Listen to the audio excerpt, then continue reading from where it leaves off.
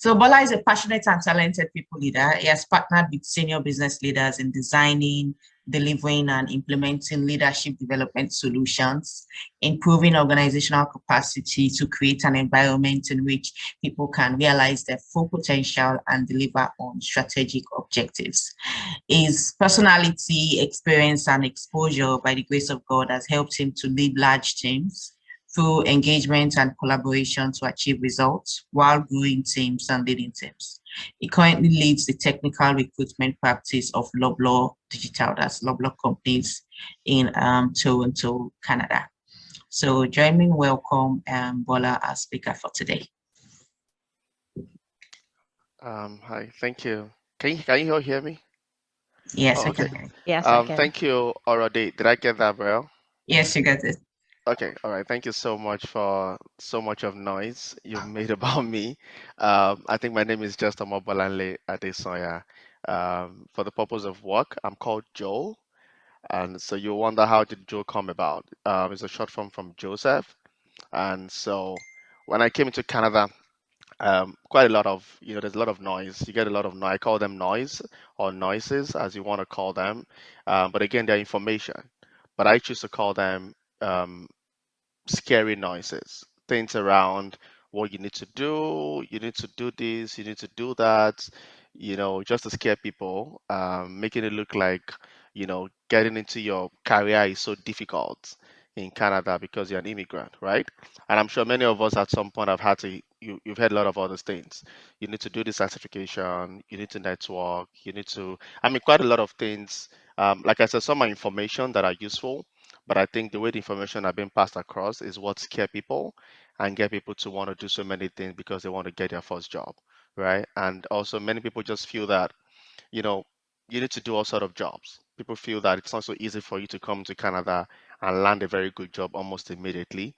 I'm going to say that I'm one person that could testify to the goodness of God that I came to Canada and in about 2 months I got my first job and it was a major one, and I didn't have to do anything, I mean, extraordinary aside from just spending more time applying to jobs, yeah, a little bit of networking, but I don't think all of that really made the difference for me.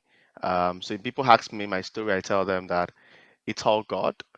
And I think, I mean, it's just God. Things happen. So the short form for, so when I got all this information, I decided to change my name to Joe, right? Because they tell you that the name you also bear also discriminates you, sort of. So when they see your local name and they can't pronounce your local name, they you just they pass your resume get passed like the word PARSC. It doesn't get passed, right? They just push it one side. So I had to change my name to Joe. So when I started applying for jobs, I was using Joe Adesanya as my name. So for that purpose, people call me Joe at work. I just wanted to give that background. But my name is Omobolanle. And I think it's a pleasure. I'm very privileged and highly honored to be here today. Every opportunity I have to speak to fellow believers, fellow people, to share knowledge together, to learn, I think I'm always excited and I do not take it for granted. So I'm just privileged to be the one speaking today. And I think I could see that there are quite a lot of professionals here of different levels, different calibers. And I think I'm just a young guy who has just got some information I think I have to share. And I look forward to an opportunity where I'm going to sit on the other side and I also have to learn and get so much of information. And again, thank you so much. Thank you very much. I'm highly honored and I do not take this for granted. I think this is a community already, and I think I'm part of it already. And I'm excited, even though I mean, anything that's got to do with God is exciting to me, right? And I would like to say here that every opportunity I have to fellowship together with people of like minds, as far as God is concerned, you will always find me available, no matter the time. And that's why when I was told it's going to be 8 p.m., I said, don't bother. The time doesn't matter because if I have to pray and it's 12 a.m., I'm going to wake up and pray, right? So it doesn't matter if I have to come and learn and share knowledge. Um, so that's a little bit about myself. And in regards to our conversation today, when I was told we're going to be speaking around navigating the leadership opportunity, mock interviews, and things around career, pretty much focused on leadership. I was excited about it because as a talent acquisition professional, we see quite a lot of things, right? And we understand some of the reasons why you apply for jobs, you don't get called, or you're trying to move into a leadership role, you don't have the opportunity, both within your organization or outside. And people feel it's quite very impossible. But I'm going to tell you that it's very possible. It's happening. I mean, I could tell, like I said, I always like to share my testimony. So when I talk and I make reference, I don't go too far. I always try to come back home because I try to use myself as an example of things that has happened, within this environment. Um, so when we talk about leadership, for me, I see leadership as an opportunity to serve. It's an opportunity to influence. It's an opportunity for you to, bring up your game and see how you could turn around people, how you could help people, both from a people perspective and also from the organization perspective. So on the people perspective, I mean it's an opportunity for you to influence people, right?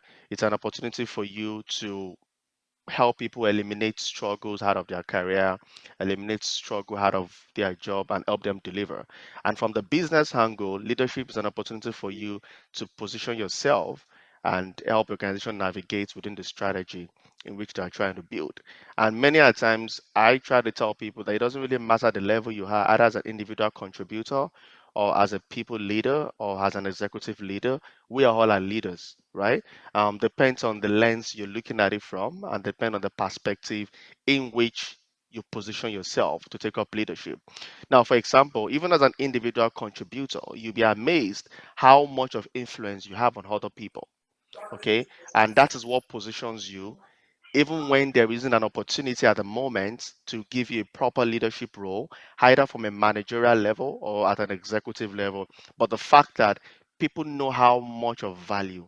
And that's why I want you to underline the word value.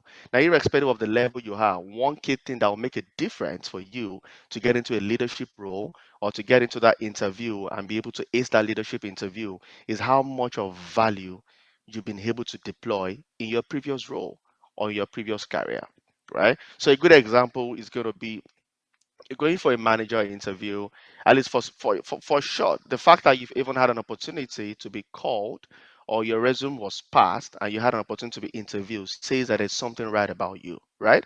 So that means that your resume is saying something that is interesting for the recruiter to want to speak to you about.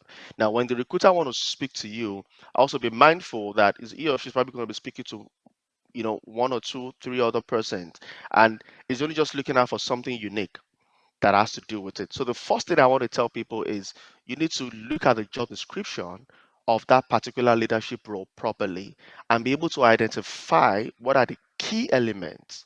Okay, I mean, you might want to use your ATS or you might just want to read. I would tell people that spend some time to read your job description and be able to identify yourself, the green areas or the eye points you think the recruiter or whoever the hiring manager that has developed the job description is looking at, right? That tells you the strength in which they are looking at, for example. Now, these are the kind of word you will find constant in the particular job description. So things around trust, things around people development, things around coaching, things around mentoring, things around influence, right? For every leadership role or either managerial role, you always find these keywords because typically at that level, you're not going to be doing so much of technical, but you're going to be doing so much of strategic and so much of people management.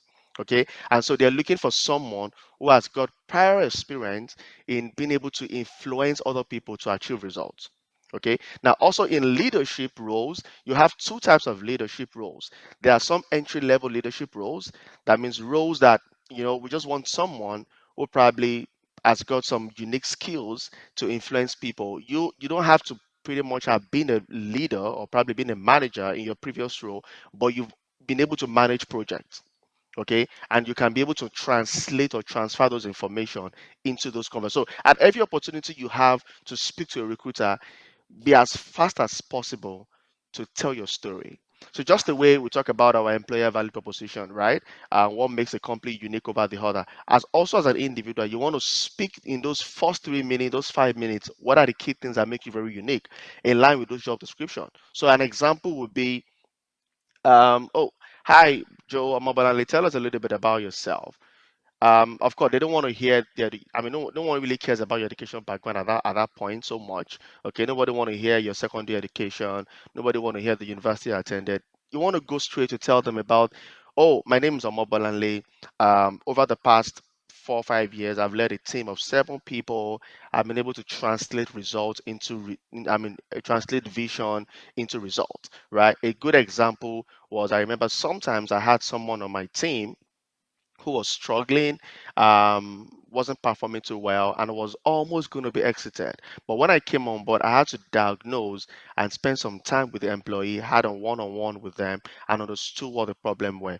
You're building a story, right? So what's the result? You want to tell them that eventually the employee was you're able to understand or you're able to diagnose what the problems were for those employee, which are probably psychological or probably a mismatch of the role, and you're able to spend time with them to build them better. Now, what you've told the recruiter is the ability to influence. Okay, I'm not saying you have to follow this pattern. I'm just saying these are the key things that are very. You want to tell your story as quickly as possible. You don't want to go talking about. I was able to. I mean, don't talk so much about your technical skills at that point. Okay, you want to go straight into things that will captivate the recruiter into spending time with you and to say, okay, you know what? I think I want to hear more about this person, right? Then you can now, more like things like your elevator speech, right? So you want to be as quick as possible, spend time to say those things in 2 3 minutes, what makes you unique and why we feel that for that particular role you might be a good person, and we want to have a conversation with you. Then you can now delve into better and give real life situations. You can tell all the stories you want to tell, but you've done something. You've been able to get their attention to listen to you further. Okay, I don't know if we're connecting with me. It seems like I'm speaking to myself because I can only see 3 people and myself. And there's this thing about the high contact, right? If you're making so you're just blabbing. There's a way you can tell if your audience, are flowing with you, right? Um, so I've pointed out some things I want to share briefly. So ways to demonstrate leadership um, in an interview, or ways to demonstrate leadership on a current role that will translate to or catapult you into the next level. Even as an individual contributor, for example, and you want to apply to a leadership role in your organization, or you want to apply to a leadership role outside your organization. Like I said, leadership can be broken into different perspective, depending on the nomenclature, how you want to look at it. It might be from a people leader perspective, which is someone that focuses so much on building people's career. So you've got people on your team who you're leading, and aside from the technical things you're going to be doing, more like providing technical advice, on how to do the job better, you're also concerned about their career, right? Because, for example, if I as a person have been in an organization for a while and I've been delivering on my objectives or my whole KRs or my KPI, whatever performance methodology that has been adopted, right? But I have a new manager, and in 3 months or 2 months down the line, as an A performer, I become a B performer. Now, clearly, it is no longer the first thing the senior executive is looking at is not me anymore, right? It tells that there's something wrong. Something has changed because this particular person, for the past few months or for the past few years that he or she has been in organization, has been a high performer, right? But something changed. I've got a new manager, and all of a sudden, I'm not performing well. Okay, so it says something. So it's either I'm not motivated by my manager, or my manager is not supporting me enough, or my manager is not providing me the right opportunity, the right tools, or something has just changed pretty much, right? So the first thing they want to look at is you, who is a new person that has joined the team. Now, it's as little as, just to tell you how powerful influence is at leadership level, as little as you, a fellow colleague who is an individual contributor also on the team, your impact to the other colleague also matter. So I'm going to give a very good example. I had a colleague who joined the other team and had another manager for a different unit, and 2 months down the line, this guy wasn't doing anything. Like, he wasn't delivering. He wasn't, I mean, you could tell the connection wasn't there, right? The first thing they looked at was the manager, in terms of what are you doing about this person, right? And because of that particular person, other team members were affected because people felt like, I mean, we're doing the same thing, right? I'm delivering, we're all handing the same pay, right? or even though it might be different, but I mean we're all here to get the job done. So we've had different tasks allocated to us, but we could see on the tracker that this person is not delivering anything. Now, because of that, every other person on the team were affected, and performance for that unit declined. Now that tells you how powerful influence is. Just one person. That's not even a leader. Just like, I mean, a fellow colleague, individual contributor. So they reach out to me and say, "Hey, Joe, something is going on this particular team. Do you mind to, come in, do some diagnosis, help us identify what's happening?" And the first thing I asked them was, "Do you have a new member that joined the team, or do you have either at the IC level or the manager?" And they said, "Yes, we had it. Someone that just joined it. Okay, can I see this person performance track?" Well, like, "Oh, 3 months down the line, it's not." And I said, "Okay, I can understand clearly that this could be the reason." So I had to spend some time, book some one-on-one with the fellow colleagues, the other people on the team, and I had to, had a chat with them like, "Hey, what's going on?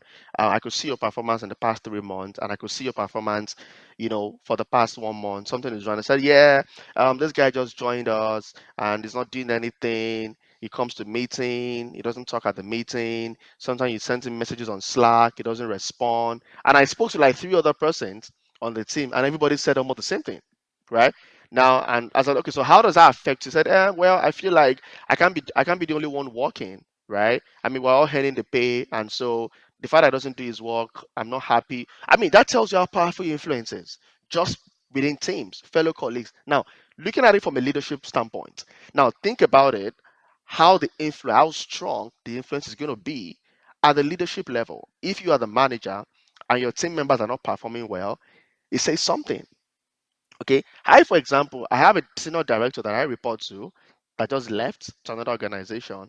And I can tell you that part of my result that I've achieved by the grace of God has been through this person, because I feel motivated every time it's morning. I'm excited to want to work because the way it makes me feel.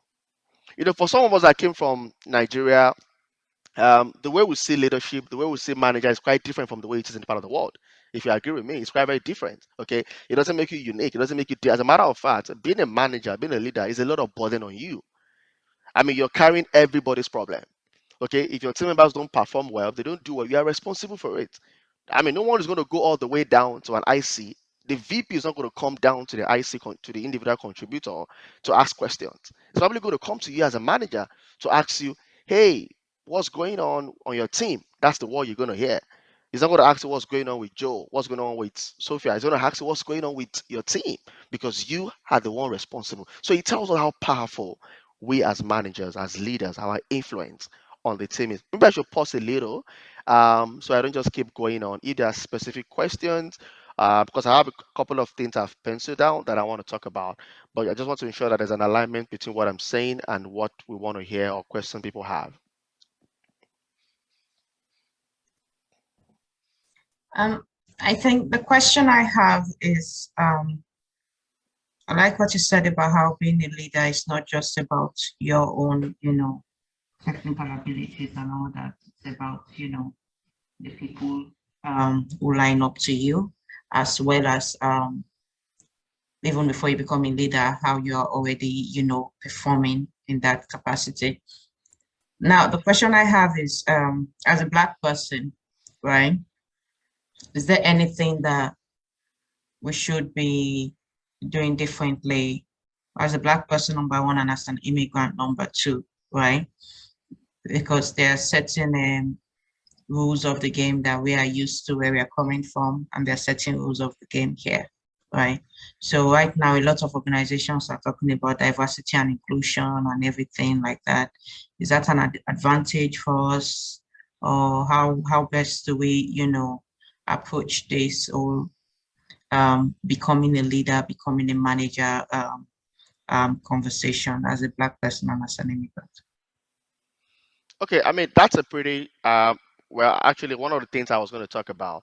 So I'm going to tell you for sure that I think because we are black, it's an advantage for us when it comes to diversity, equity, and inclusion. Um, when I was going to get my first job, as a matter of fact, I'm still on my first job anyway. I think I've only just been lucky to have moved through the ladder in a very short while. I joined as an individual contributor, and in about 6 months, I became a manager, right? And I think the only unique thing, I mean, that I'm going to tell you is when I was going to get my first job, my director told me they were trying to that we're trying to hire from Nigeria, right? Because you guys have a lot of tech people in Nigeria. And so when I saw your profile, I kind of feel like you're the right person to speak to. Now, and I'm going to tell you that I'm like when I joined Loblaw, we have quite a number of blacks, but I'm the first black person on my team. As a matter of fact, I'm the first Nigerian on my team. And one thing I did differently is I think by the grace of God, I've been able to change their perspective about blacks and Nigerian. And how did I do that? The result. That's just it. I can tell you, if I'm allowed to say this, by the grace of God, and I don't mean to be proud or to sound, but I have to just testify this to tell you that my VP told me specifically that the kind of results I've achieved in the past 8 months, nobody within the TA practice has been able to achieve it. So when I talk right now, they listen. When I give a recommendation, they don't doubt it. When I say we want to do this, they don't, even though as black we have this energy, the way we communicate also is also very different from the way they communicate. They really don't care about that anymore. But once Joe is in the room, everybody wants to listen. And how did I end that? I didn't just end that because I'm a black person. I didn't just end that because I've got experience. I end that because of the results I was able to deliver on my job. The tenacity, the energy, the resilience I've been able to show on my job. So I think for us as black people, I don't want to, I mean, let's stop seeing ourselves as disadvantaged. I think we are actually advantaged. We are on the advantage side because there's so much conversation around DEI, and DEI goes beyond black. So maybe we need to understand that we're not the only people of color. Black is one of those color that is just very dominant, but it is all called people of color. Okay, so we're not the only one in that category of discrimination, right? But the beautiful thing is the fact that in our little position, how much of results, how much of value, how much of trust have you been able to build for people to know that being a black is just a color, but these people are actually very smart. Okay, and in my organization, for example, they are specifically looking at people because of for the purpose of data. Okay, I mean, there's a DEI strategy that was built, and for the purpose of data, a number of women at the leadership level, a number of blacks at leadership level. It is not even about data anymore. It's about the fact that these guys are very, very good. Okay, I was sharing with a friend some months back that by the grace of God, I have been able to recruit some people from Nigeria directly to Canada, and my company had to sponsor them on work permits. And how did I do that? I was able to show that this color that you're looking at is full of results. Okay, on my team, I'm the first black person, as a matter of fact, I can tell you, in Loblaws that became a manager. I've joined. I mean, TJ can testify to it. I joined Loblaw in a couple of months. I'm just sharing this for us to know. I've gotten my salary reviewed. I didn't have to ask for it. How do you tell? How do you want to talk about an employee that had resumed and in between job was given a signing bonus? I didn't ask for it, right? Results. The only thing that makes us different, that can earn us that respect, is trust. And how do you get trust? It's the value of results you deliver. How you take on projects, how you show initiate, how you show that I can do these things, right? And that's the only thing. In this environment, it is about results. Nobody cares about your color. But as a matter, because we are even of black, there is that condescending feeling about us that these guys, they're coming from underdeveloped world. But when you showcase yourself and you deliver results, you move up to the ladder. You don't have to struggle because they don't want to lose you, right? Because they are so sure that the result you're delivering, if you have to leave, they might not be able to get that result anymore. And bringing somebody on board to study, to shadow you might take a while, right? And I mean, even if they don't give you that opportunity to grow, some other company are going to give you the opportunity, right? So I think for me, the key takeaway is the results. How much of value we're able to deliver. Stop looking at your color. For me, I think the black color already is an advantage already. We are conspicuous. People see us already. There's so much of noise for us, so much of advocates for us already. So even when we have the opportunity, how do we show that yes, this is not just because I'm a black person. I wasn't given this opportunity because I'm just a black person. I wanted to feel a data. I want to be part of the data or the analytics they want to pull, but I'm part of the people that add value to the business, and that's it for me. I hope was I able to answer your question properly? Yes, she did. Thank you so much. I think Esther has a hand up to ask a question. Esther, you're on mute. Hi, Mobility. Thanks. Are we still allowed to ask questions? Yes, please. Like your session is it? Okay. I wasn't sure if it was typing or, yeah. You touched on something that I want to double click on. I want to ask you to please double click on, and you touched on that concept of leadership is influence, and how even as an individual contributor, your influence counts, and even in some of the diagnoses that you've done with, employees, you've seen how each person can be really influential in determining the performance of their team members. I just want you to touch a bit more on that, especially for roles where you're not managing people or you're not necessarily directly responsible for the outcomes. Um, just a bit of a context to this and to why I'm asking this. So in product management, right, you work with a lot of like designers and technical people that are not within your team, right? And a lot of times your results are basically evaluated based on what those people have produced, right? So if you could touch on how do you influence people outside of your direct team, and how have you found how have you influenced your team members given the cultural difference, right?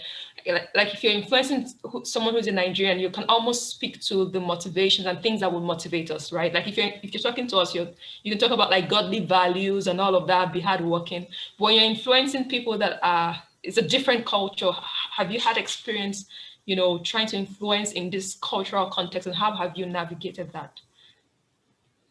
Okay, thank you very much, Esther. So one very important thing we need to know is that I personally feel that one of the easiest way to move up the ladder is even from an IC level is within your team. Even if you have allocated responsibilities, right, or tasks that have been shared, even from a project management perspective, works are broken down into work breakdown structures, right? And either use an agile methodology or a waterfall, right? And people have the way they work together and how they respond to work. Now, do you also know that within your team, your team members can tell of your capacity? They know what you do. They know how well you do your job, right? Because even within your meetings, I can tell you that conversations you hold with your fellow colleagues, it goes a long way. Okay. So don't be, I mean, even if you're an introvert, when it comes to team relationship, you need to be very vocal. You need to be responsive. So you're calling for a meeting for 9 o'clock. You don't want to be the last person getting into that meeting. That's a sign of leadership. That's a sign of responsibility, right? So even if you come in today at 9:05 and your excuse is, oh, I have a baby, oh, my battery, oh, my network, we don't want to hear the same story tomorrow, right? So if tomorrow we have a group meeting again, or a team meeting, or even a one-on-one with your manager, and your manager gets into the meeting with you, it sends a message. And let's be mindful, the environment we have, they're not confrontational, right? So your manager wouldn't tell you, your team members wouldn't tell you that, oh, Esther, why is it that you come into a meeting all the time late, right? They're not going to tell you, but in their mind, they just build a mindset. And by the time you're having a meeting with two different people, and everybody feels like you're just going to hear, oh, Joe is not around, oh, Esther is not around yet, oh yeah, I think maybe she's busy. So it's a message. It becomes like that is a norm for Esther. Now, when it's time for responsibility to be allocated, right? Nobody want to talk about Esther because they are very sure that Esther, because of that, even though you can deliver results, but just as something as coming to meeting pretty very late and becoming a norm, right, will not give you the opportunity to showcase how good you are. People don't just take you serious anymore. Okay. Another thing is maybe reports. Reports are meant to be submitted, or you come into a meeting, everybody is talking. Or when you talk about, oh, let's talk about the week, how the week went, Esther doesn't say anything. Or when Esther talks, she talks for like one minute. Okay. People don't want to hear you talk because they know that when Esther talks, she's only going to talk for 1 minute. Right? She doesn't say anything interesting. So people don't want to hear you talk. But when you come into your meeting, within your peer meeting, within your team meetings, I want you to be that person that is probably leading the meeting. So even before your manager comes into the meeting, you're already having conversation with your team members. Oh, hi, Orode, how was the weekend? What did you do? Hi, John, what did you do over the weekend? Don't mindful that work relationship is also the same thing as personal relationship. And if, I could trust you for work relationship, and I know that Esther is just good at work relationship. But when it comes to personal relationship, Esther is not the go-to person, right? Now all these things work together. It's why it's called teamwork. They check those collaboration skills, and for a leader, you need to be collaborative. Okay, and let me give a very good example. When my son director was going to leave, and I was the first person he told. I mean, he said so. I don't know how true that is. He told me, Joe, you're the first person I'm telling I'm leaving, and I don't know how to tell you. I feel very terrible. I'm so unhappy, and blah blah blah. And when it was rounded, he said, I think, you know, I'm looking on the team right now, and I don't know who I think in the interim who hold on things together. And I think I want you to be the person. No, he didn't even say I want you to be the person. And he said, I'm thinking, and I said, oh, maybe there's anything you want me to do for you. Just let me know. There's any way you want to support you. I'm already telling him something. I'm telling him that if you need help, just call me. All these people you put together, I can handle them. Just talk to me. We can work together, right? So when he left the meeting, he said, oh, okay, that's fine. So when he left the meeting, instantly I sent some messages. Michael, this is what I did for the past 2 weeks. Let me know areas you need me to fill into. Let me know who you want me to allocate this to and all of that. I mean, and when he went, he came back and said, oh, Joe, we're discussing about you at the meeting. We're discussing about your salary already. We're discussing about this and that for you already. Why? Because I feel that when I leave, I have someone. It might not be a director, okay, but I'm sure that before we have a director to replace the team, there's someone that can hold the team together, right? And where did this start from? And he went all around talking to everybody, and we had a meeting together, and he was saying, "Hey guys, I'm thinking already, someone I think." Just to enter, and people started typing, oh, I think Joe can do this, I think Joe can do that. Now that wasn't a collective responsibility, right? But because over time, when we have meetings, when people are having trouble, I respond to them. Your colleague sends you a message, though there's an SLA of, I mean, maybe 24 hours to respond to a message, but you don't want to wait for 24 hours, right? So people send you a message like, oh, Esther, can you help me do this? Or Esther, what do you think about this? And you're responding immediately, right? People talk among themselves, and they know that when it comes to, I mean, who's that go-to person when you need a response, when you need you are the person that you do research, right? On your directory, on your any platform you use, you are there to, even there's a problem within your team, you are the person that will go in there, do the research, and send the response. That is being responsible. Okay. So aside from the task you allocate, the relationship will be between your team, how you respond within teams, how you help people with their problems, and how people value you. And I think those are the kind of things really, really that speaks to being responsible, that speaks to ownership, right? Because no one is ever going to tell you, Esther, take this thing, I give it to you, start doing it. You need to show that, I mean, I can show that is responsibility. Okay, I can stand up. I come to meetings early. I respond to emails on time. I tell you for sure, you don't want to believe me. My response time to emails, if I tell you, you're not going to believe it. My response time to email is 0.01%. I mean 0.01 seconds. I'm telling you the truth, right? And this kind of thing goes around. People talk about it. People talk about it. Oh, if you send him an email, he's going to respond to you. Sometimes I don't respond immediately, right? But when I respond, I'm giving an apology, even though I meant to respond in 24 hours, right? But I'm saying, oh, yes, I'm so sorry. I was away for lunch. I mean, do you like my response? Is there something you want me to do for you better? And it doesn't matter, even for my junior colleagues, right? Even though we don't call them junior here, they are all colleagues, right? Even for my reporting line, I respond to them and I tell them, oh, sorry, I was away for lunch. Did you get my response? And those things go a long way, because typically these people we're talking about, these white people, they don't respond to emails immediately. They are not so as active as we are. Okay, they are very docile. I don't know if you've observed it. You send them an email, it takes them like 30 minutes, some even 1 hour to respond to you, right? Now you don't want to do like that. You want to show, you want to be different. Okay. So I'm not going to say because Esther responds every 30 minutes. If Esther sends me a message, I'm going to Esther, so I'll do for her 45 minutes. You want to show that leadership and response to Esther as soon as possible. And Esther knows that, he or she knows that Esther responds to it immediately. So when they have an emergency problem, they know who to go to. So when it's time for them to talk with it, because they are white, they talk among themselves, right? You are black, they don't talk to you, but they talk. Oh, and when everybody is saying Esther is this, Esther is that, it becomes very difficult. When something good is about to happen, they will think about Esther.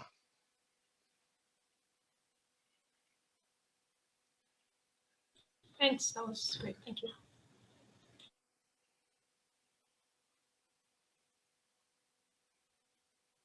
And I think one more thing is one more thing is very important is that, you know, we need to stop thinking and looking at how they do things. Okay, they have a particular way to do things. We can come in and change the status quo. There are quite a lot of things I have changed here, and I can say by the grace of God, there are quite a lot of things I have changed from the way it used to be. As long as it's going to add value and it's going to translate to results, be sure that people are going to imbibe it. People are going to follow suit, and you will just be that person that people go to for reference. Thank you.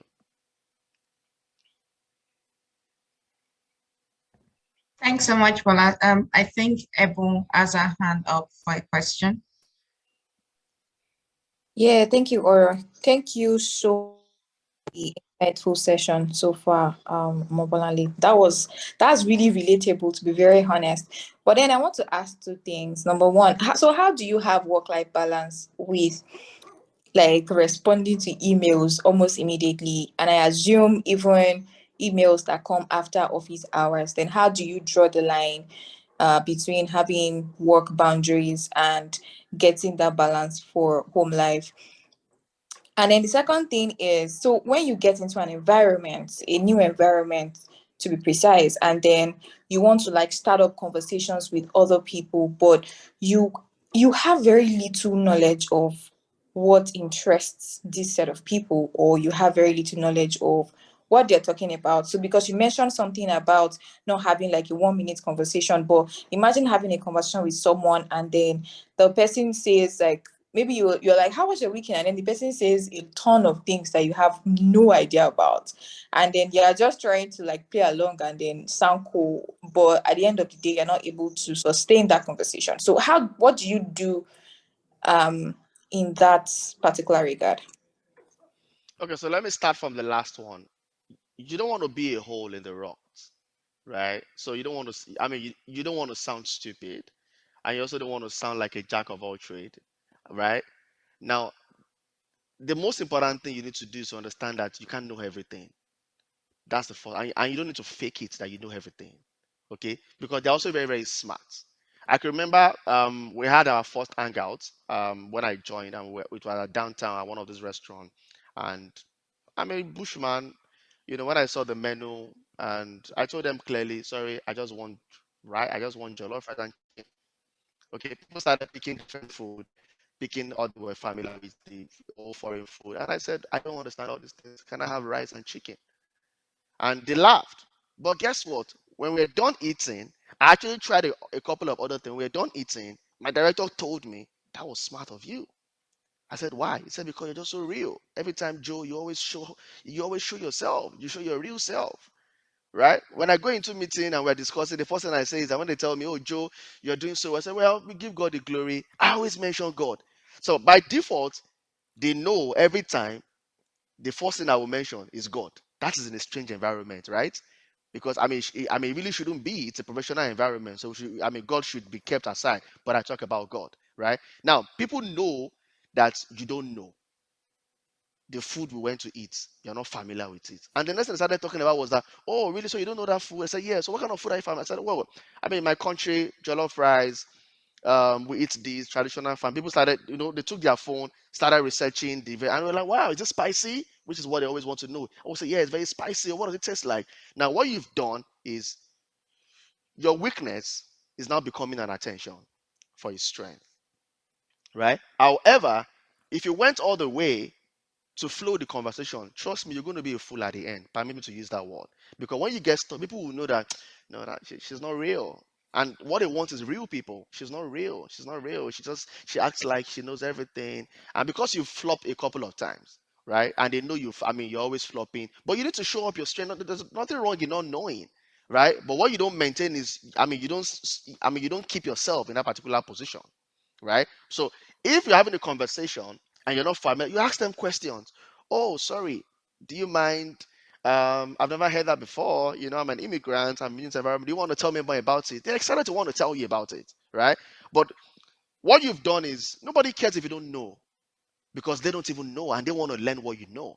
But if you continue the conversation, you flow on and you can't connect with them, they'll think you are boring, right? And next time they want to have a proper gist, they won't carry you along because they just feel you're boring. However, you're not boring, but you're trying to shadow your weakness, now your weakness has now become a problem that has given a different impression. So I tell people, never be shy to ask for knowledge. Okay, anyone that stop, I mean, the day you stop asking for knowledge is the day you die, right? Originality is very critical in this kind of environment. They want to know you're a real person. You want to be real to them. I don't know. Oh, tell me about it. Oh, are you serious? What does it taste like? Oh, where can I find that? Oh, where's, before you know, I've had their concern. They're happy to tell you. Oh, really? You don't know? It's in downtown. It's in Lakestar. Blah blah blah blah blah. And that part is gone, right? As against flowing along and you get stuck and they know you for non-entity, they know you for, oh, she's not real, he's not real, he just acts like he knows everything, doesn't know anything.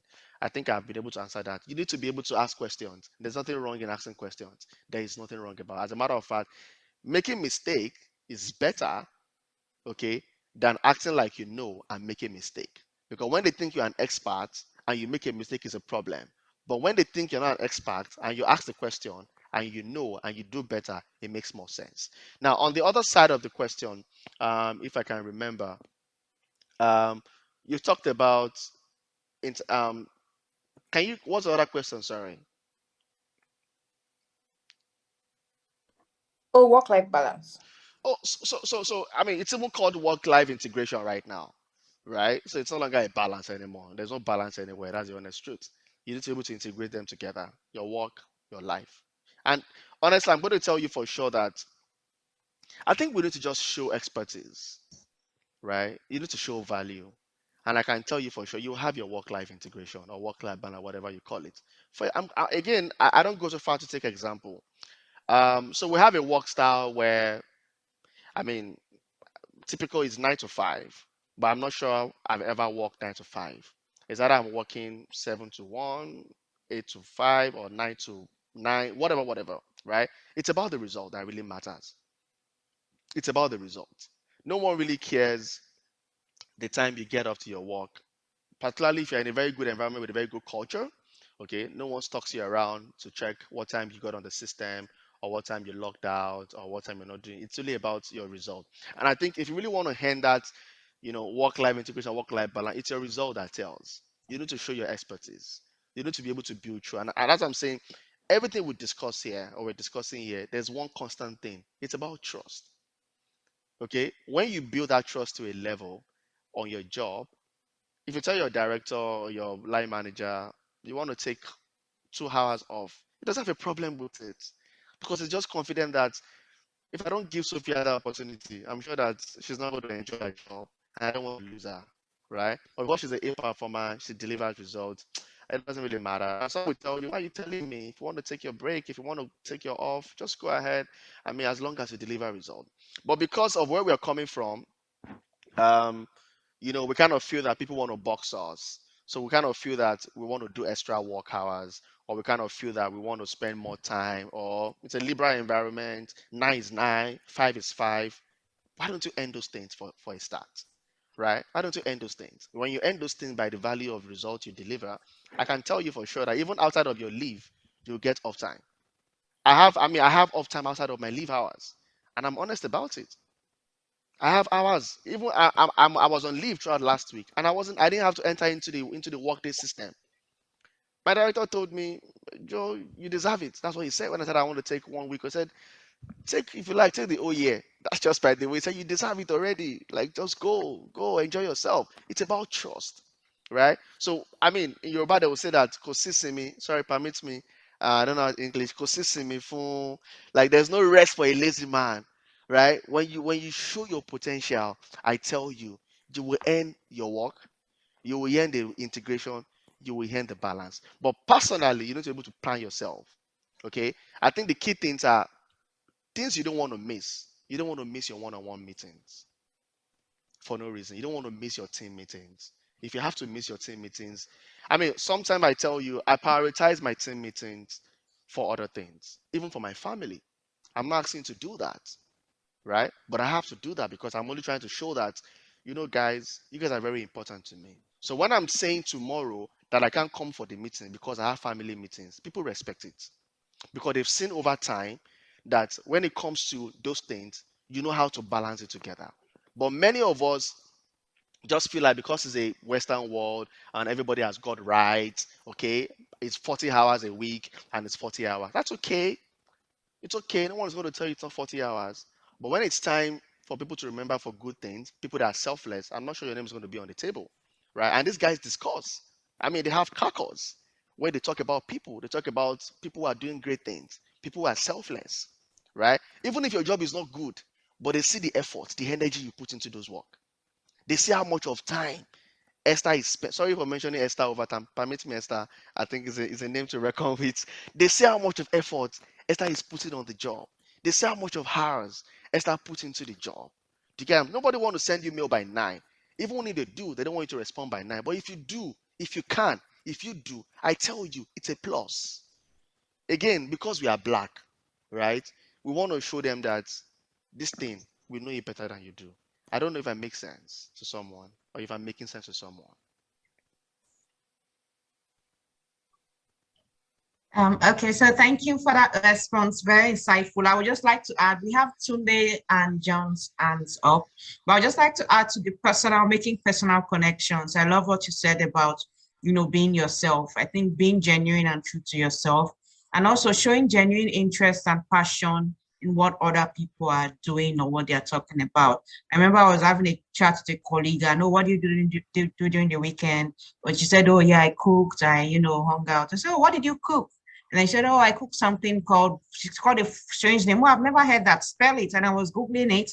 And I was like, oh, that's a strange name. Where did you learn it? And I saw it on TikTok. Oh, and before you know, what could have been a 1 minute random weekend conversation ended up being like a 5 minute gist between two of us about cooking and recipes. But that only happened because I showed genuine interest in digging deeper. Oh, how did you, when did you, oh, that's nice. So you like this and all that. And that's how you build relationships. Also being aware that there are also opportunities outside of work for you to have a better understanding of the Canadian experience, which if you don't tap into, when you're now having those work meetings, it's difficult for you to converse. So for instance, there was a weekend where there's a group I belong to outside of work, and they were like, oh, we are going apple picking. And they're all white. So I was like, oh, wow, apple picking sounds like a white thing. But I went with them. And it was mostly white people there, but it was fun. And the next weekend, when we were talking about what did you do, I was like, oh, I went apple picking. My boss was like, oh my gosh, I went apple picking too. In that same location, the whole team started talking about apple picking and different farms and this and that and that. And that could only happen simply because I put myself out there, even outside of work. And so now, but it now translates back to building relationship while at work. So look for those opportunities to show genuine interest in what we're talking about, both at the office and even outside of work. Take part in things, do things so that you have more of the Canadian experience and more to talk about. So yeah, so were you gonna say something? Maybe let me chip you something. Thank you so much already. Your technical skills are very, very good. I got to hand you respect, right? But your interpersonal skills in this environment is very, very critical. As a matter of fact, when it comes to leadership opportunities or climbing that leadership ladder, it is less of your technical skills. It is more of your interpersonal relationship skill. Okay. Now, those guys that smoke, even if you don't smoke, do you know that your career decision has been taken where they smoke? Doing those smoking break, they're deciding on what happens next to you. They're determining how you move in your ladder, right? Now, the relationship you build with them, how much of, I mean, some people feel they are very confidential, but I can tell you for sure, in this environment, confidentiality is a good thing to have, but try to be open a little bit. Try to talk about yourself.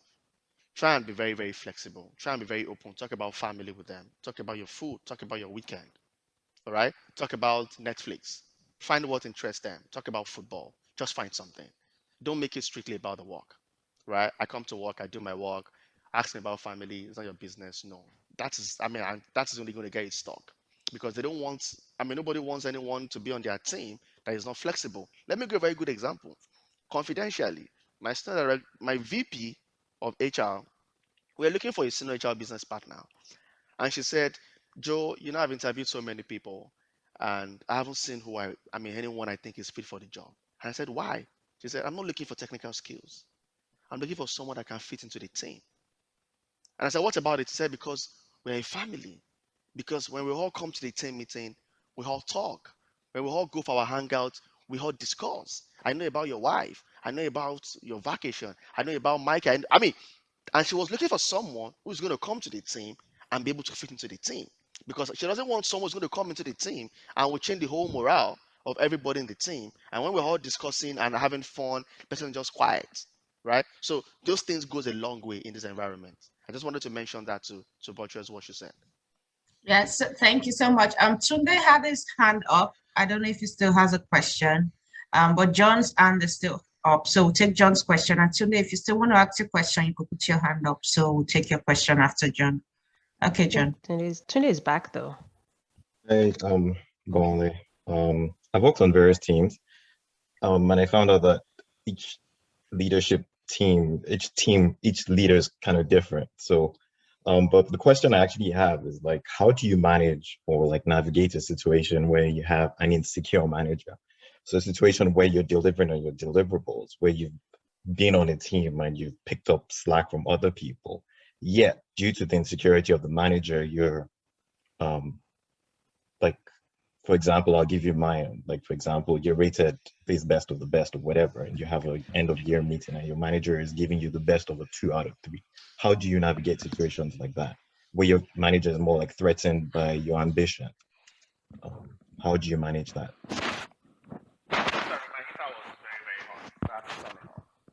Sorry, I can't hear you. Can you hear me now? Yes. Okay, so to be very honest with you, not all situations have got a solution.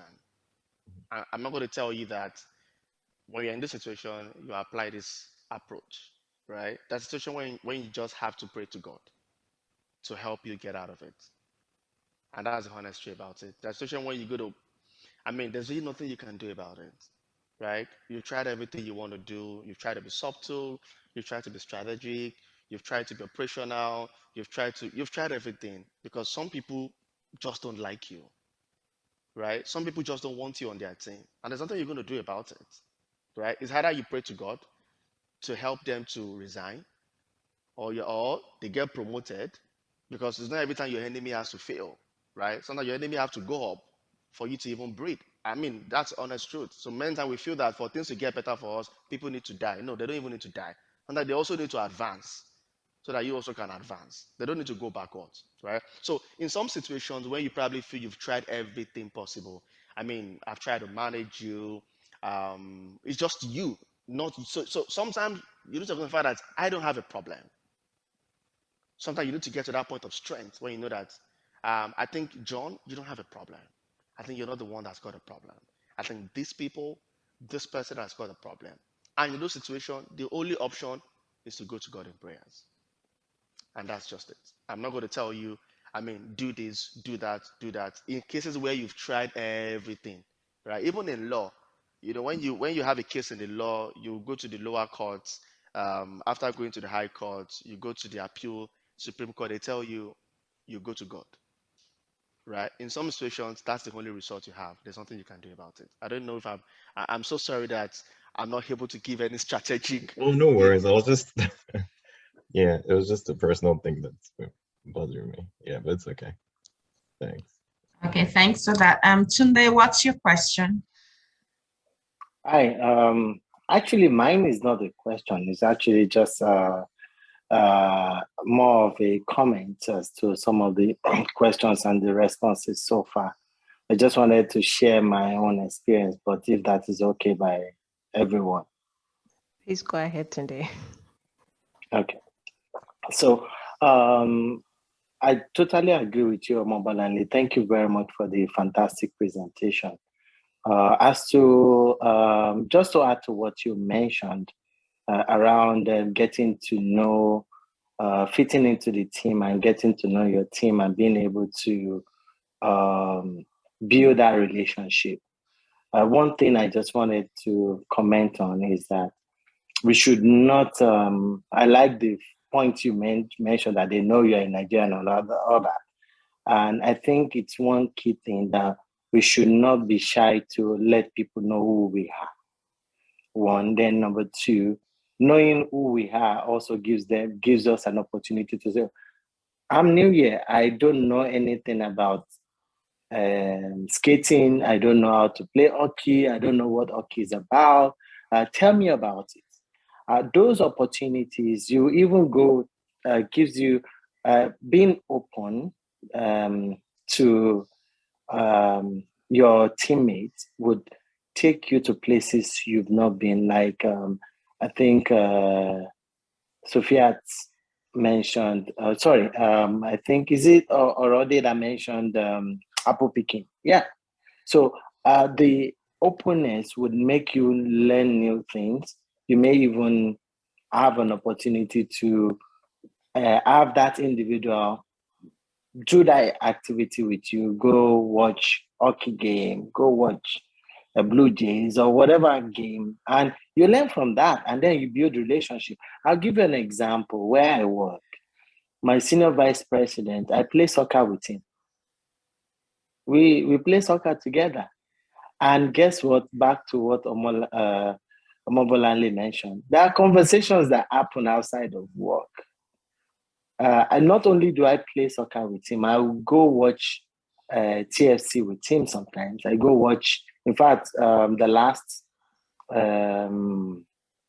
Canada versus Panama game, we were together. We went watching together. And you're building bonding. And guess what? I had the presentation this last week to him because I was trying to do something in my team and I needed his approval. And he's not my boss directly. I have somebody in between me and him. And I told my immediate boss, I need this. And my immediate boss said, oh, my immediate boss's boss couldn't say no. And I said, well, this is what I need. I need it. And one way or the other, he was able to schedule. He said, okay, if Tunde needs this, let him come present to me, And we had that conversation, But the fact is this is relationship. And I just wanted to point to what Bolale mentioned.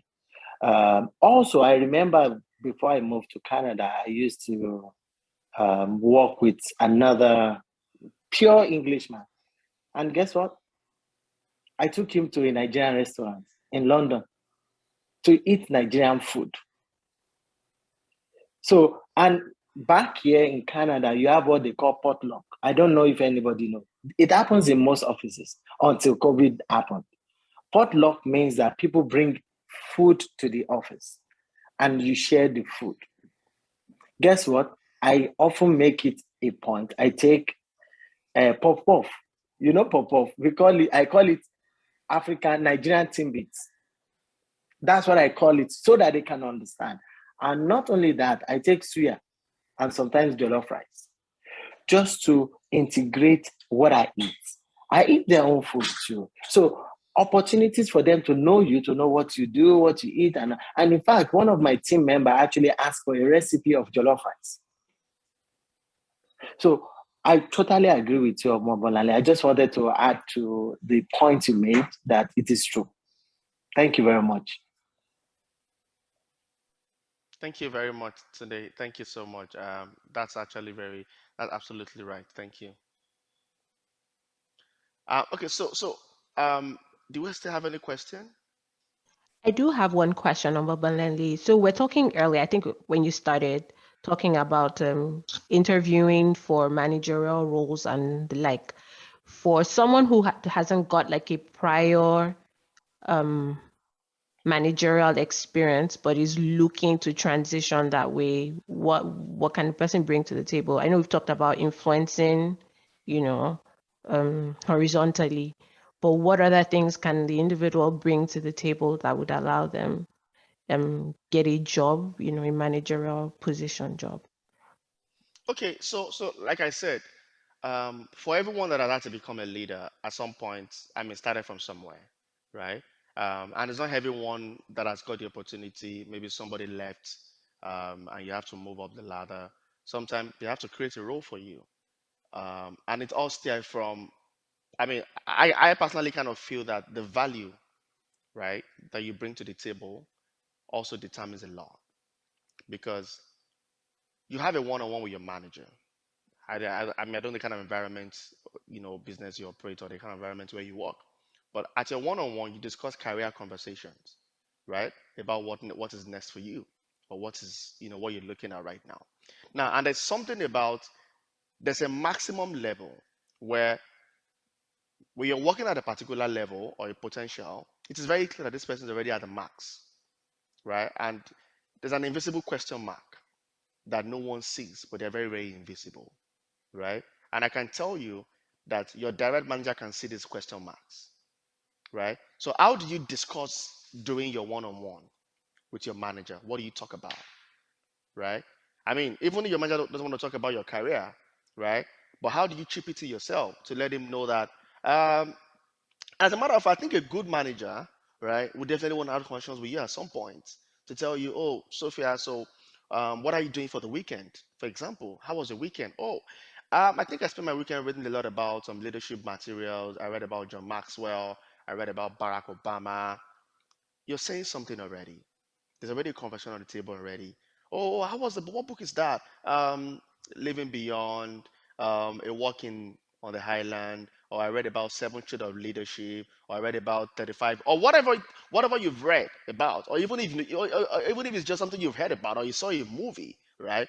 And you want to talk about those things. Now, indirectly, you understand what you're saying already, right? You're telling him, oh, I'm taking a program right now, an EDX program on leadership. They understand already that there's already a preparation. You're already steering yourself towards those preparation already, right? Now, even in your current IC role that you're performing, right? Have you been able to deliver to a level where you are being seen as a subject matter expert? That when it has to do with a particular problem, they know that Sophia is a go-to person. Do you get what I'm saying? So it is very, very clear that at this level, she's no longer operating at that level anymore. What level are you operating? So you've been given 7 KPIs. Are you just maintaining those KPIs and you're delivering around those KPIs alone and there's nothing more? There's a problem on the team, right? Or there's a problem that's been discussed and you haven't taken up responsibility to say that, you know what, can I try? Can I take a lead on this? Right? Those are the kind of things that showcases yourself that you're ready for leadership. And also, let's be mindful that well, again, let me speak to the environment where I am. Within the tech space, we have 2 types of leadership. We have the technical leadership and we have the people leadership. Okay? Now, the people leadership are the ones that lead people, like have direct reports. That reports to them, you do the appraisal, you discuss career with them, you navigate, and they're technical leaders. People, those are the subject matter experts. Okay, people that are stakeholders, you are the one that navigate things for everybody. You discuss with all the business. When there's a problem, they come to you, you solve those problems. So it depends on the kind of leadership you want to become. Do you want to become a people leader or you want to become a technical leader? It also determines. Now, the kind of conversation you have around those spheres also determine what is next for you. I don't know if you get what I'm saying. Because the reality is the fact that sometimes there might not be an opportunity for you to move to the next level.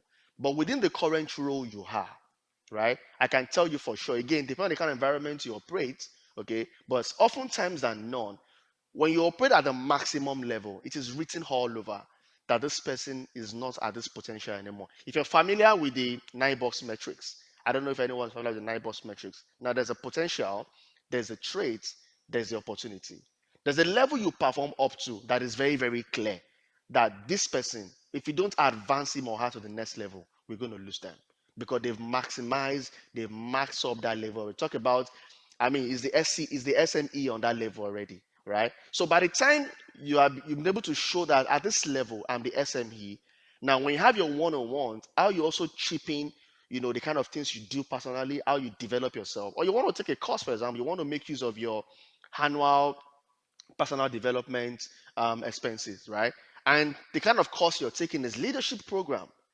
You're sending a message already, right? You're sending a message home. They understand already that Sophia is no longer operating at the high C level anymore. Or you're in the meeting, even the way you talk at meetings, the kind of things you say at meetings, we tell. Are you still speaking as an individual contributor, or you're speaking as we? The kind of terms you use, we. Are you speaking from a team perspective? You're speaking from, I think for myself, I would do this. Or you're speaking from, oh, I think for this team, we need to look at things holistically. We need to look at things from this approach. Those are the kind of things that tells the business or your group that this person, I mean, it might not happen immediately, right? But I can tell you that when you begin to sound in those ways, I mean, mentioning the kind of courses you take, the kind of books you read, doing your one-on-one, what you tell your manager, how you show potential. I mean, acting like the SME person on the team, always willing to help others. I mean, the research you do, how much you know about the business, right? And one other key thing about leader is you don't stay in your covers alone. You are involved in the business. How much of the business you know about? How much you ask for data? Right? You're telling your manager, oh, guess what? I was reading an article last week, and I think like we're doing pretty very well in the market right now, or I think we're acting at the lower level. You know, this is not going to come to you. Some people are so lucky the opportunity open for them, and they just plug them in. But some of us, some people have to fight for it, and fighting doesn't mean physical, right? You have to show your metrics. You have to just show that you know what, I'm not at this level anymore. If you use, I mean, if you have, maybe after this meeting, you can go and read about the 9 box metrics, right? It's a performance management style that they use to evaluate people. They tell who is moving to the next level in their career or where everybody is, the strength, the opportunity, and all those things. Those are the kind of things we need to talk about in your individual meetings, in your even within your team. Let them know that you're not in the same level with them anymore. Let them begin to know that when they have it, they should come to you for personal advice, career advice, because the kind of things you say. For example, I'm not a developer, right? But I read books on Java. I read books on SQL. I read books on jQuery. I read books on Ruby. So when we're having meetings, I am telling them in the meeting, even in the tech meeting, that the stack we are using is not in this market, is not trendy anymore. Let's move to Rust and Go. I may not have details, right? But I'm sharing knowledge that I know what is involved. I know what is happening in the business. If you want to, I show metrics. I tell them that last week I spoke to 10 Java developers or 10 React developers, and I think from those people, most of them are looking for to build a product on Rust and Go. Rust and Go is the most recent stack in technology development right now for developer, right? I'm already sending a message. I don't know if you get what I'm saying. So how much of R&D research do you do? How do you sound? How do you communicate? Another beautiful thing is effective communication. Nigerians, we have our accent, which is our accent. I have my accent. I'm a Yoruba man. You've got your accent. But when you come to this environment, how do you translate those accents into Canadian accent?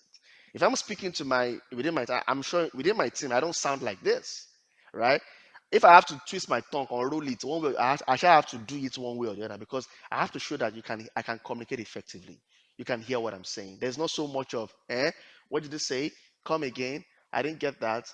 You know, those are the kind of things that make people also feel like, because it's a very critical thing, communication, right? People want to understand what you're saying on a tip. The kind of words you use, your vocabulary, they're very, very clear. They're not ambiguous. They're very simple. People don't have to get a dictionary to hear what you're saying, right? Those things also tell if you're going to be a good leader. Because as a leader, you want to be able to communicate to diverse team. Another beautiful thing is your diversity and inclusion. As a matter of fact, in my interview metrics, I'm going to tell you DEI is 70% of the score. Questions I'm going to be asking you is 70% of DEI because I want someone that can come to the team and be able to blend with anybody.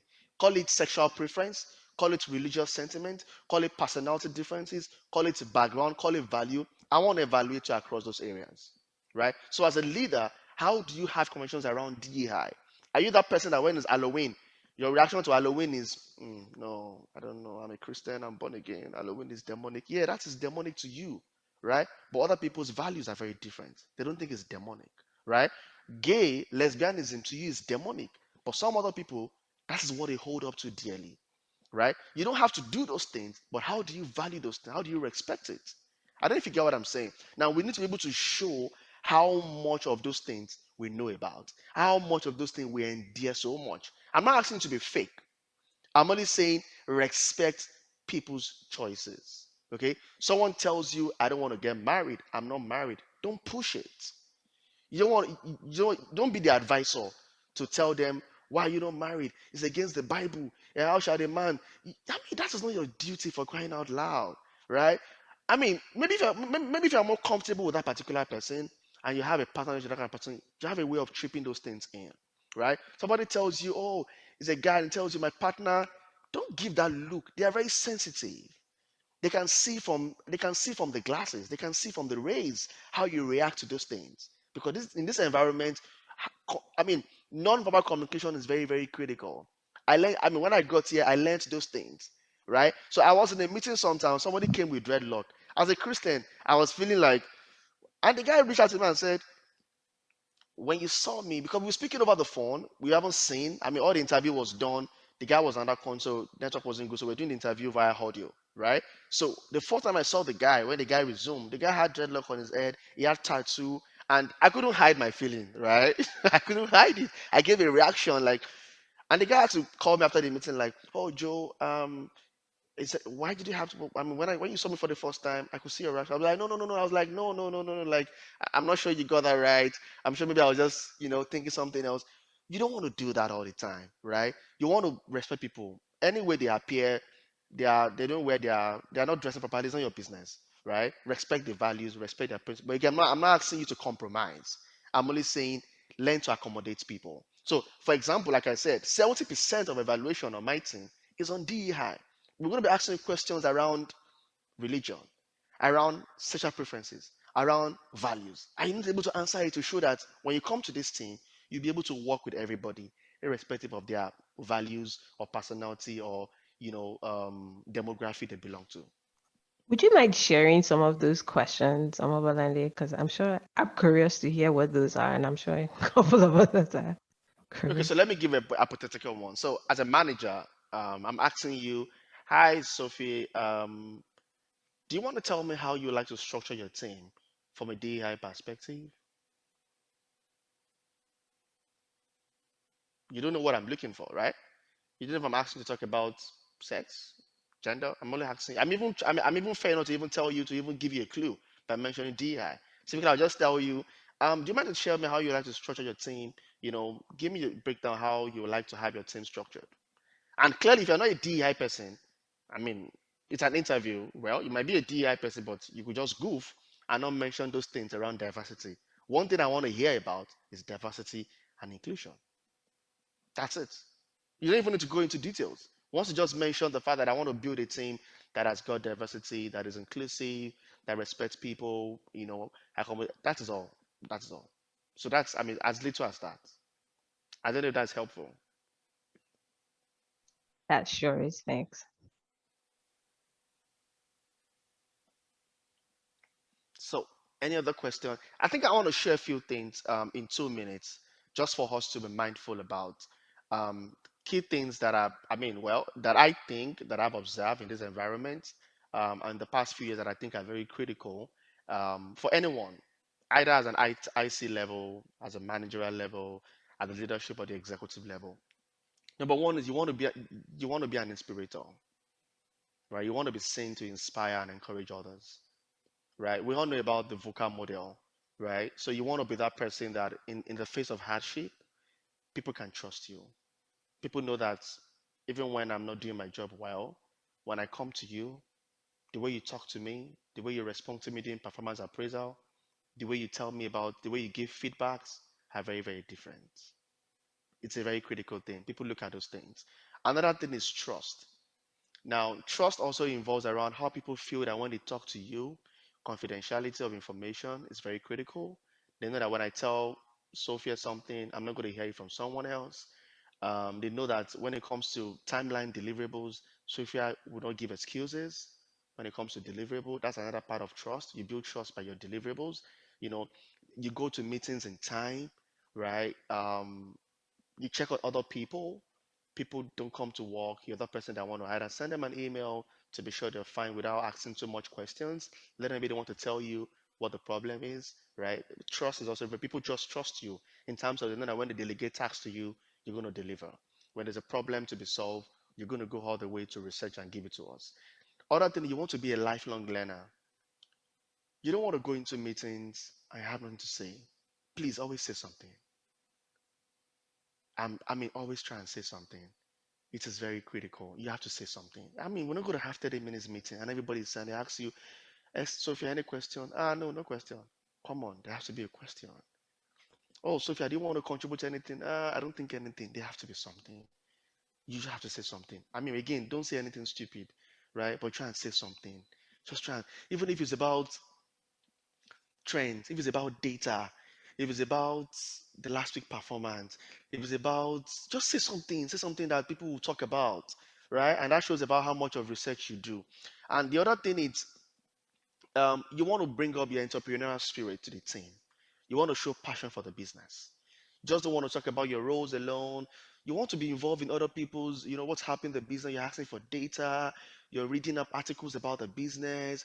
There's something came out as a newsletter. You want to talk about it within the group. You want to ask questions. You want to be seen as, when it's concerned about the business, right? I mean, some people get shares, and the idea for shares is not really because they want to give out money, right? They want to feel like they want to get that sense of this is your business, right? The passion you show about it should tell. So, for example, I work with Loblaws, for example, and I'm not going to walk into Superstore and I see an apple on the floor. I'm going to pick it up, please.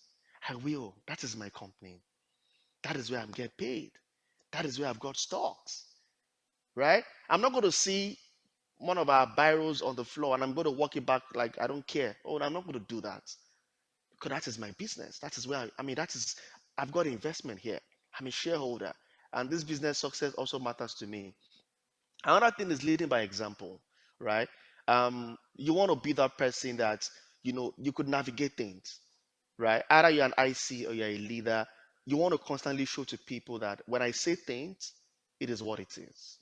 When I send calendar invites for us to come to meetings, I want to be the first to get there, right? You want to lead by example in any way you want to lead it by example. Even in social activities, we're talking about we want to plan a potluck. Does anybody have an idea? Again, you don't want to be too forward, right? You don't want to be seen as that person that is all the time is always you. Otherwise, you have enemies, right? So you want to strike a balance to know when to take a lapse, and you want to know when you want to showcase yourself. The word, and let's use the word please. Even if you are the VP of a company, if you want to tell your subordinate to do something in this environment, the word please is very common. They'll tell you, oh, please, can you help me do this? Even though the person has the power to tell you to do it, right? They still use the word please. Oh, can you help me? Oh, do you mind? Do you mind? And when they tell you, do you mind, doesn't mean you say you don't mind. Sometimes, do you mind? You need to be able to tell them, oh, yes, I can help you. Oh, do you mind I give you some time? You really want to show that you understand the language of the business, which is the environment where you operate in. Another thing is for interviews, when you have to be interviewed at a leadership level, you constantly want to show examples of times when you've helped somebody else. Now, even if you're not going to say anything at the interview, this particular thing, you want to tell about a time when you had to help someone achieve a result, or someone that was struggling and you helped them out of the struggle, or someone that needed something and you helped them get the stuff, or something that needed an advice. I mean, because it's about people, right? So you're going to be leading not the business, you're going to be leading the people. Even the EVP or the SVP is not leading the business as a business in Numerical. You and I are the business because our effort is what contributes to the business, right? So you want to, and everything cascade down to people, right? So you want to talk about a time when you help someone, when you help someone to achieve results. The word results, when you help someone to discover something, help someone to become a potential. Those kind of a thing are very critical. And lastly, you want to understand your team members. You want to understand individual personality differences, right? You want to understand the person that is always very forward. You want to understand someone that is always quiet. So you want to understand everyone so you can be able to manage them very well. So when you're speaking at an interview, you want to talk about team understanding, which fits back to diversity, equity, and inclusion, right? Equity is always very common because you want to talk about women pay, but it's always so much about D and I as compared to E. The E is always about compensation or how the black is black, how the white is white. But when it comes about diversity, the key focal things are usually diversity and inclusion. How people are in different structures, but they can work together within a particular structure. I hope I've been able to help one or two people or share some information that I think will help us. Yeah, thank you so much. I know we are really really taking extra time.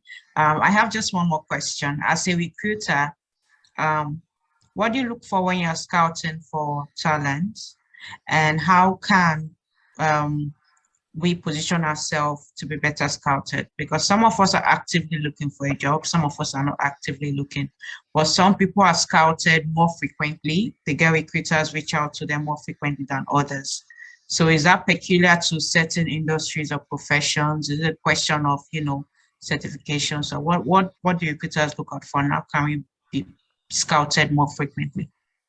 So TJ would tell when I say TJ, sorry, that's Julius. Taiwo Julius will tell you that I'm one of those people. I don't advocate for certificates. I'm not a fan of those things. I'm not. I mean, I don't. Well, maybe again, I'm speaking for the business or the environmental industry where I operate. I'm within the tech space. So again, let's understand the environment to operate, right? And let's understand what works in that environment. But one key thing I'm going to tell you that is very critical in this environment is your LinkedIn profile. It starts and ends with LinkedIn, this environment. It's LinkedIn. It's LinkedIn. Once in a while, try and be very active. Write articles, right? Write things, just even if it's just 50 words, 30 words, make it active. And when I mean active, not just updating your profile alone, engage on that platform. I mean, a lot of people that have reached out to me have said they reached out to me because they feel that my profile is always very active. I write things. And because, so if you're familiar with LinkedIn algorithms, right, the way it works is you can have 100,000 followers. If it's very, very dormant, when I'm looking for keyword, I'm searching for using Boolean search, it's not going to come up. Okay. And there's a way, so if, for example, if you're within the HR space, for example, right, and I'm looking for HR people, now people that are very active, that has a very active LinkedIn profile. I mean, they like people's profile, they comment on people's profile, they write out posts either about their business, either about their job. It always gives a very good algorithm. The search is always very, very fast. So, for example, I'm looking for, let's say, a comp and bend specialist, right? Let's be mindful that we have a lot of people who are comp and bend, right? And definitely it's going to bring in one person first. That person is bringing out for has got the highest search algorithms because the person is actually probably very active, write articles on comp and bend. Because I'm not only searching for comp and bend for your profile alone, it's going to search for comp and bend anywhere you can find comp and bend. I'm just giving a very good example, right? So the numbers of times it could see comp and bend on a particular profile is going to pop that person up as a first. Then it's going to cascade down, second, third. You could see one of 1,000 when you're looking at it. But people that are very active, that write things, just the way you check your WhatsApp, for example, and searching for food, for example, right? And you're going to see the way it comes out, right? But for LinkedIn, it's very, very different. For LinkedIn, it searches through algorithms. Look at the numbers of activities that are speaking to those keywords. So LinkedIn is one profile. I'm going to say that you need to be very, I mean, don't just have a profile and just keep it there and just update it. Let it be very, very active. Like people's posts, people's posts, write articles once in a while, say something about your job. Maybe you join a company, write something about it. There's something trending in your field, be part of it. Those kind of things also help you for your search. Again, resume um, is a very good thing. Make your resume presentable, even though it's not such a big deal anymore, but make your resume very presentable. I mean, there's some resume that you see, just be like, "Ah, even if you've got 30 years of experience, even the way your resume appears or your CV, as the name you call it, either ways, the way it looks, make it look beautiful, let it be captivating. Less of words, just make it look the kind of font you use, the kind of text you use, make it look very interesting. So that even when I'm reading to the reader is appealing already. And don't make it have too much of words, right? Ensure that the paragraphs, the index, it's properly structured to the way that just imagine yourself reading a novel, right? The way the novel looks like, just the way we watch movies. Some are in 3D, some are in 7D, some are in 2D or whatever. Some use high definition camera. This kind of thing also happens in our resume, right? The way because as a human being, there's a way I envisage or envision something, right, that looks interesting. So when I see a resume and it's just everywhere. I'm not even forced to want to read about it, right? Because it doesn't even look captivating. I'm not saying don't use color, don't use too much of boop. I don't know how to explain it, but just make sure that I could share one or two if I'm allowed. It just gives you an idea of what's. I can't explain it. I think it's more psychological for us than practical. There's just a way a resume looks, and you just find it interesting because not every company uses ATS, for example. For example, when you see lever, if you're applying through a lever application, don't bother yourself. Don't bother trying to find keywords. Lever is not an ATS.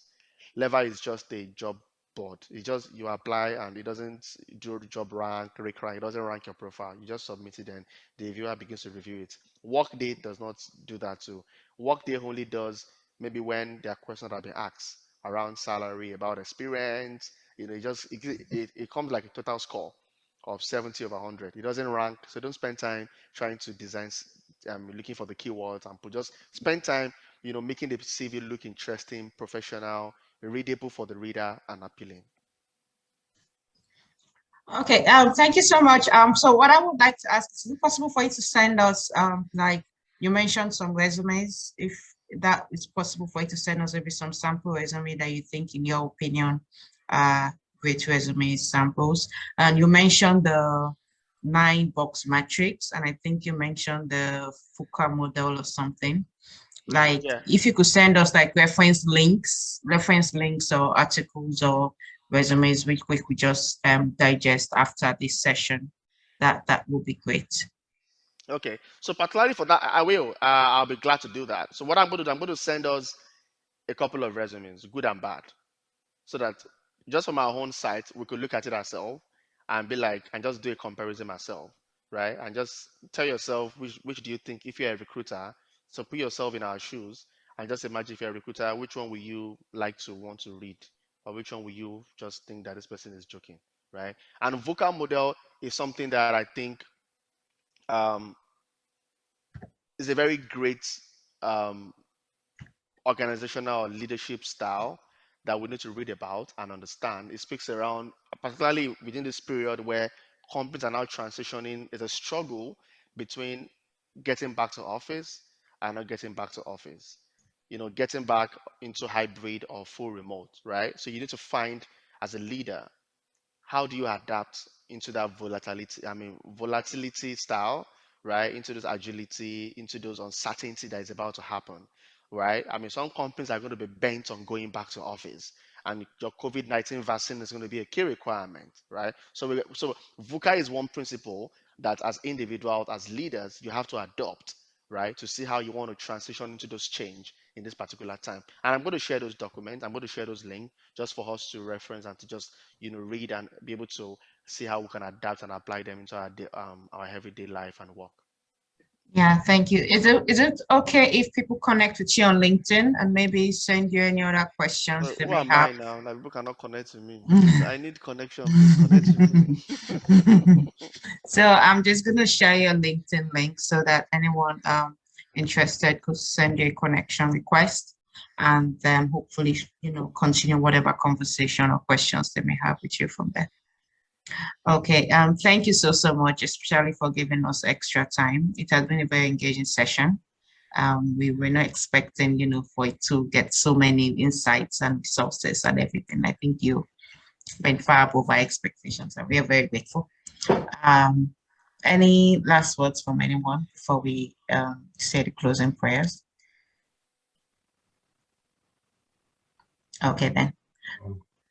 John? I was going to say thanks. So it was really insightful, the presentation, and I gleaned a lot from it. So thanks for taking the time out, man. Really appreciate it. And with that, John, would you like to just say a closing prayer while you're on screen? Heavenly Father, we just want to give you thanks. Just want to give you all the praise. We thank you for the time that we spent together. We thank you for everything that you're doing in each and everybody's lives. We pray that, God, as we all go out this week, that we would all have a blessed week, and that you'll show us favor in our careers, and you give us the wisdom to succeed. We commit this week into your hands. In Jesus' name we pray. Amen. Amen. Amen. Have a great week, everybody. Yeah, Thanks everyone for joining.